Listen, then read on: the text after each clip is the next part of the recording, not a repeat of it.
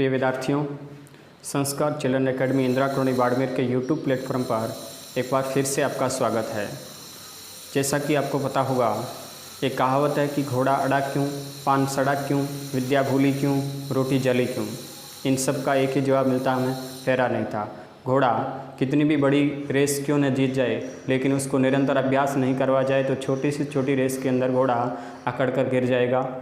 उसी तरह एक पत्ता नदी के जल के साथ में चलता हुआ हजारों लाखों साल, नदी का जल भी बदबू नहीं मारता और पत्ता भी बदबू नहीं मारता है, लेकिन दूसरी तरफ घर के बाहर नाली में पड़ा हुआ पानी और पत्ता बदबू मारने लगते हैं, क्योंकि नदी में चलने वाले पानी निरंतर फेरा देते रहता है। उसी प्रकार रोटी क्यों जली, क्योंकि रोटी को फेरा नहीं दिया, और फेरा देते रहते हैं, बार बार उलटते पलटते रहते, रोटी नहीं जलती है। उसी प्रकार यदि हमने हमारे ज्ञान का भी फेरा नहीं दिया तो हमारा ज्ञान भी हम भूल जाएंगे।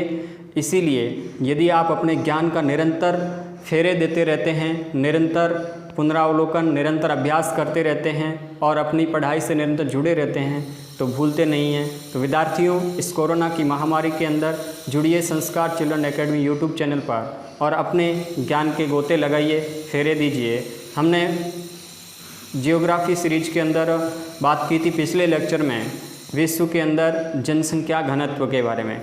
जनसंख्या घनत्व किसे कहते हैं, घनत्व के विभिन्न प्रकार, और उसके साथ हमने बात की थी जनसंख्या घनत्व को प्रभावित करने वाले विभिन्न कारकों के बारे में। विद्यार्थियों, आज हम लोग बात करेंगे जनसंख्या, विश्व में जनसंख्या घनत्व के वितरण के बारे में।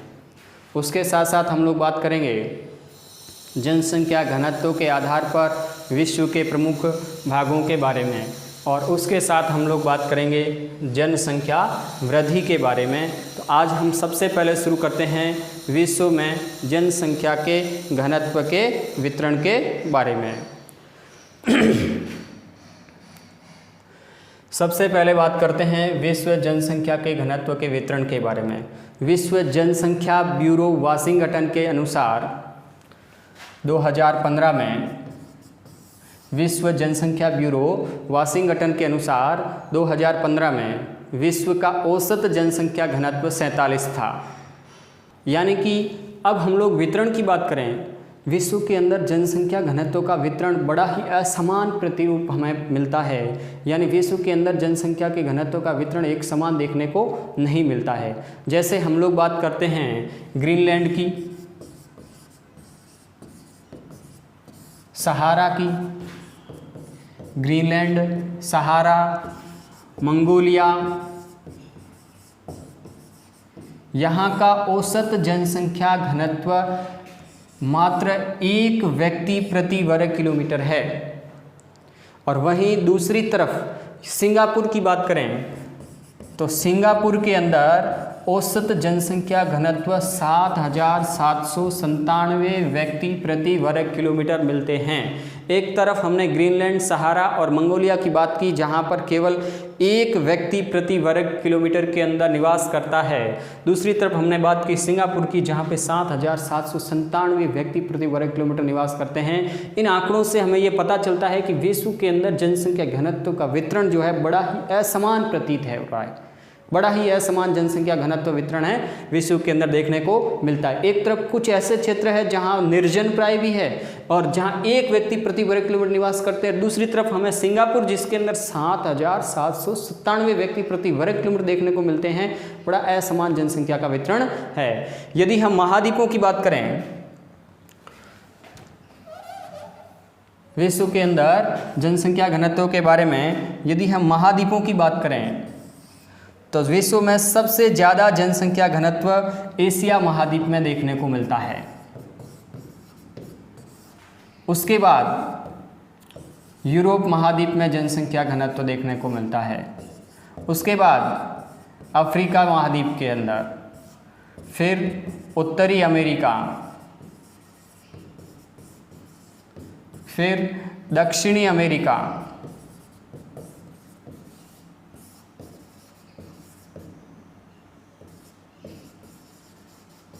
और फिर ओसेनिया।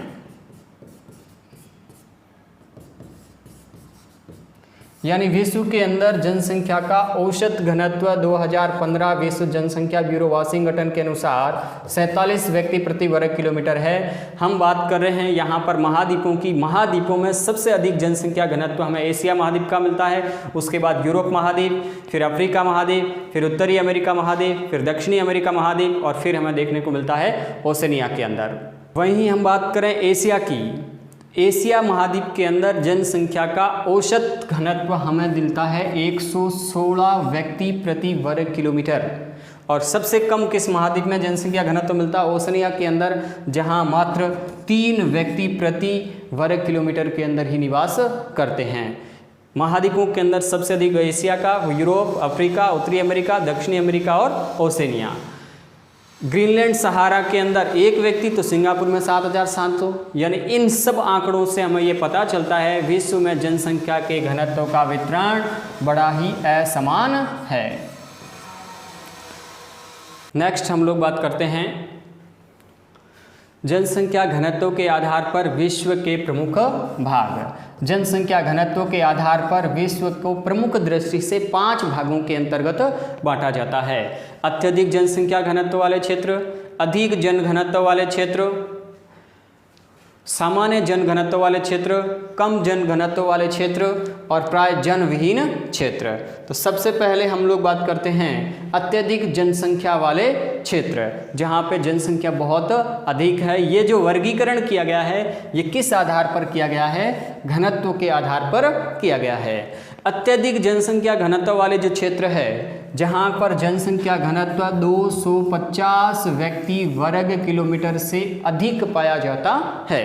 250 व्यक्ति प्रति वर्ग किलोमीटर से अधिक जहाँ का जनसंख्या घनत्व है, उनको हम किसके साथ सम्मिलित करते हैं? अत्यधिक जनसंख्या घनत्व वाले क्षेत्र में सम्मिलित करते हैं, जहाँ का जनसंख्या घनत्व किससे अधिक है? 250 से अधिक है।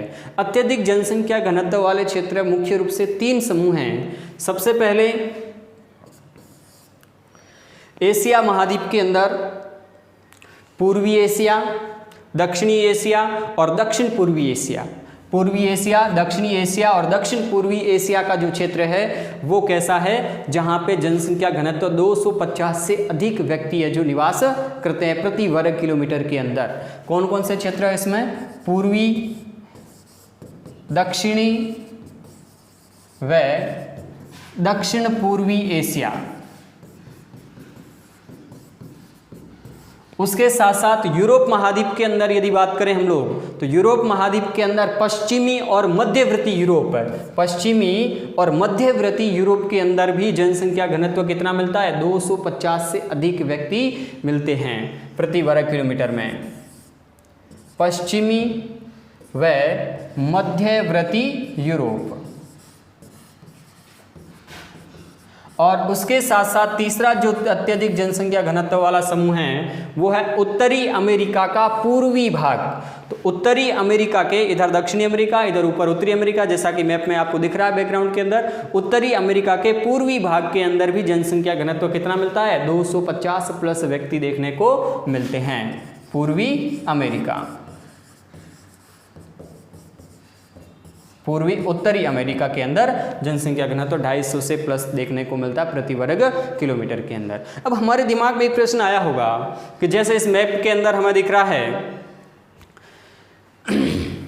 जैसे जो डार्क ज़्यादा क्षेत्र है वहाँ पे जनसंख्या घनत्व अधिक, एक यहाँ पे, एक यहाँ पे, एक यहाँ पे, बाकी स्थलीय भाग तो और भी है, वहाँ पर जनसंख्या घनत्व ज़्यादा क्यों नहीं हुआ? केवल यहीं पर इतना जनसंख्या घनत्व ज़्यादा क्यों हुआ? उसका क्या कारण है, क्या रीजन है? इसका रीजन ये है विद्यार्थियों, ऐसे क्षेत्र जहाँ पर लोग ज़्यादातर कहाँ निवास करते हैं? समतल भूभाग हो, उचित जलवायु की दशाएं हो, सामान्य जलवायु हो, कठोर जलवायु नहीं हो, उसके साथ साथ खनिज हो, परिवहन के साधन आसानी से विकसित किए जा सकते हो, खनन क्रियाएं होती हो। तो ऐसी कुछ भौगोलिक दशाएं, उपजाऊ मिट्टी भी हो, तो ऐसी कुछ भौगोलिक दशाओं के कारण जो लोगों के जीवन को बेहतर बनाती है, लोग जहाँ पर आसानी से अनुकूलित होकर अपना जीवन यापन कर सकते हैं, इसीलिए प्राचीन समय से यहाँ पर जनसंख्या का सांद्रण अधिक होने लगा। और आज 3 क्षेत्र ऐसे बन गए, बड़े क्षेत्र, जहाँ पर 250 व्यक्ति प्रति वर्ग किलोमीटर से अधिक निवास करते हैं। वो क्षेत्र कौन कौन से हैं? एक हमने यहाँ बात की पूर्वी, दक्षिणी और दक्षिण पूर्वी एशिया की, पश्चिमी और मध्यवर्ती यूरोप, और उसके साथ साथ उत्तरी अमेरिका का पूर्वी हिस्सा जो है जहाँ पर जनसंख्या घनत्व 250 प्लस देखने को मिलता है। नेक्स्ट हम लोग बात करते हैं अधिक जनघनत्व वाले क्षेत्र। इन क्षेत्रों का सामान्य जनसंख्या घनत्व 100 से 250 व्यक्ति प्रति वर्ग किलोमीटर पाया जाता है। 100 से 250 व्यक्ति प्रति वर्ग किलोमीटर इनका जनसंख्या घनत्व मिलता है। 100 से 250 के अंदर आने वाले जो जनसंख्या घनत्व के क्षेत्र है उनको हम वर्गीकरण में अधिक जन घनत्व वाले क्षेत्र मानते हैं, और 250 प्लस वाले क्षेत्र भागों को हम लोग किसमें मानते हैं? अत्यधिक जनसंख्या घनत्व वाले क्षेत्र में मानते हैं। अब 100 से 250 के बीच में विश्व के अंदर कौन कौन से क्षेत्र है जहाँ जनसंख्या घनत्व देखने को मिलता है? यूरोप के अंदर बात करें हम लोग तो यूरोप के अंदर पूर्वी यूरोप, दक्षिणी यूरोप और दक्षिण पूर्वी यूरोप, उसके साथ साथ अमेरिका के अंदर उत्तरी अमेरिका और दक्षिणी अमेरिका, मध्यवर्ती उत्तरी अमेरिका और उसके साथ साथ दक्षिणी अमेरिका के तटवर्ती क्षेत्र जो है जहां पर जनसंख्या घनत्व 100 से 250 व्यक्ति प्रति वर्ग किलोमीटर मिलते हैं, और उसके साथ साथ मध्यवर्ती भारत के अंदर भी 100 से 250 व्यक्ति प्रति वर्ग किलोमीटर देखने को मिलते हैं। और ऑस्ट्रेलिया महाद्वीप की बात की जाए तो दक्षिणी ऑस्ट्रेलिया के अंदर जनसंख्या घनत्व 100 से 250 व्यक्ति प्रति वर्ग किलोमीटर देखने को मिलता है। तो 100 से 250 के अंदर अधिक जन घनत्व वाले क्षेत्र कौन से हैं? यूरोप, यूरोप के अंदर दक्षिणी, पूर्वी और दक्षिण पूर्वी यूरोप, मध्य उत्तरी अमेरिका, दक्षिणी अमेरिका के तटवर्ती क्षेत्र, मध्यवर्ती भारत और दक्षिणी ऑस्ट्रेलिया का जो क्षेत्र है जहां पर जनसंख्या घनत्व हमें 100 से 250 व्यक्ति प्रति वर्ग किलोमीटर देखने को मिलता है। नेक्स्ट हम लोग बात करते हैं ऐसे क्षेत्र जहां पर जनसंख्या घनत्व सामान्य हो, यानी 10 से 100 व्यक्ति प्रति वर्ग किलोमीटर क्षेत्र के अंदर निवास करते हैं। तो 10 से 100 व्यक्ति प्रति वर्ग किलोमीटर क्षेत्र में निवास करने वाले भाग को हम किस में मानते हैं? सामान्य जन घनत्व वाले क्षेत्र में मानते हैं। ये क्षेत्र कौन से होंगे? जहां पर अस्थायी कृषि की जाती है, वानिकी और उसके साथ साथ मरुस्थलों के निकटवर्ती क्षेत्र के अंदर हमें जनसंख्या घनत्व 10 से 100 व्यक्ति प्रति वर्ग किलोमीटर देखने को मिलता है। और 10 से 100 व्यक्ति प्रति वर्ग किलोमीटर वाले क्षेत्र को हम किस में मानते हैं? सामान्य जन घनत्व वाले क्षेत्र में हम लोग इसे मानते हैं। तो सामान्य जन घनत्व का भाग कितना हुआ?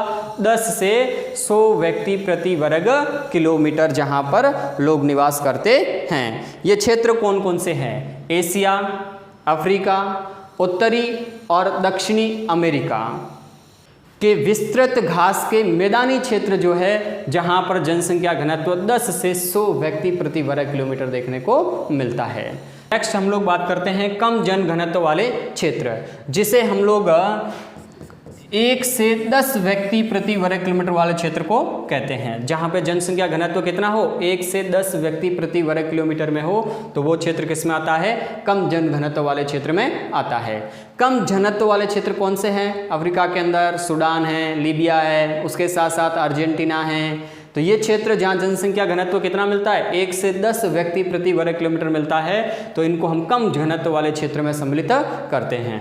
नेक्स्ट है प्राय जन विहीन क्षेत्र, यानी ऐसे क्षेत्र जहाँ पर लोग एक व्यक्ति से भी कम निवास करते हैं प्रति वर्ग किलोमीटर के अंदर, घनत्व 1 से भी कम हो तो वो प्राय जन विहीन क्षेत्र जहाँ लोग नहीं निवास करते हैं।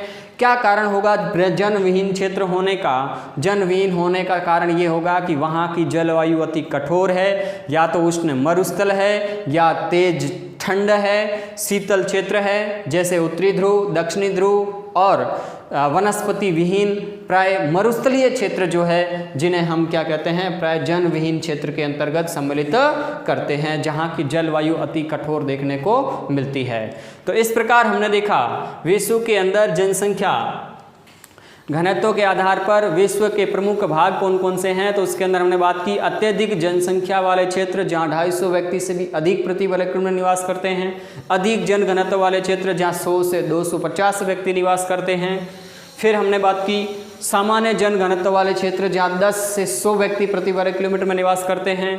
फिर हमने बात की कम जनघनत्व वाले क्षेत्र जहाँ 1 से 10 व्यक्ति, और फिर हमने बात की जहाँ पे निर्जन क्षेत्र है, अति कठोर जलवायु पाई जाती है, उत्तरी ध्रुव, दक्षिणी ध्रुव, और वनस्पति विहीन उष्ण मरुस्थलीय क्षेत्र जहाँ जनसंख्या घनत्व प्राय 1 से भी कम देखने को मिलता है। नेक्स्ट विद्यार्थियों, हम लोग बात करते हैं जनसंख्या वृद्धि के बारे में। जनसंख्या वृद्धि में हम लोग सबसे पहले इसकी परिभाषा को ध्यान से समझेंगे। किसी निश्चित भौगोलिक क्षेत्र में, किसी निश्चित भौगोलिक क्षेत्र में निश्चित समय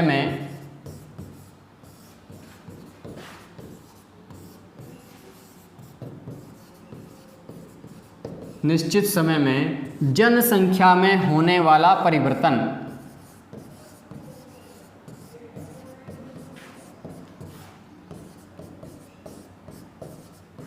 जनसंख्या में होने वाला परिवर्तन क्या कहलाता है? जनसंख्या वृद्धि कहलाता है। अब यहाँ पे हमें एक वर्ड पे ध्यान देना होगा, परिवर्तन। किस पे ध्यान देना होगा? परिवर्तन।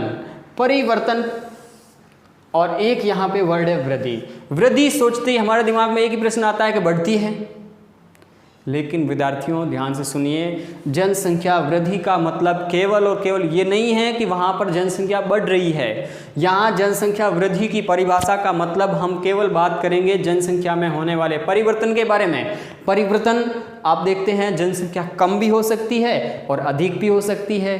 कम होने को हम कहेंगे ऋणात्मक जनसंख्या वृद्धि, और अधिक होने को हम कहेंगे धनात्मक जनसंख्या वृद्धि। यदि किसी क्षेत्र की जनसंख्या में परिवर्तन होता है तो उसे हम जनसंख्या वृद्धि कहेंगे। केवल इसका मतलब हम जनसंख्या के बढ़ने से नहीं लेंगे। जनसंख्या के अंदर किसी निश्चित भौगोलिक क्षेत्र में निश्चित समय में जनसंख्या में होने वाला परिवर्तन जनसंख्या वृद्धि कहलाता है। यदि जनसंख्या में परिवर्तन के दौरान जनसंख्या घट जाती है तो उसे हम कहते हैं ऋणात्मक जनसंख्या वृद्धि। और यदि जनसंख्या के परिवर्तन के दौरान यदि जनसंख्या बढ़ जाती है तो उसे हम कहते हैं धनात्मक जनसंख्या वृद्धि। तो इस तरह से यहाँ पर जनसंख्या के परिवर्तन को ही हम क्या कहेंगे? जनसंख्या वृद्धि कहेंगे। वृद्धि धनात्मक भी हो सकती है और ऋणात्मक भी हो सकती है। निश्चित समय में निश्चित भौगोलिक क्षेत्र की जनसंख्या कम होती है तो उसे हम कहेंगे ऋणात्मक जनसंख्या वृद्धि, और निश्चित भौगोलिक क्षेत्र की जनसंख्या निश्चित समय में यदि बढ़ती है तो उसे हम कहेंगे धनात्मक जनसंख्या वृद्धि। इस प्रकार आज का लेसन हमारा यहीं समाप्त हुआ। थैंक्स फॉर वॉचिंग संस्कार चिल्ड्रन एकेडमी।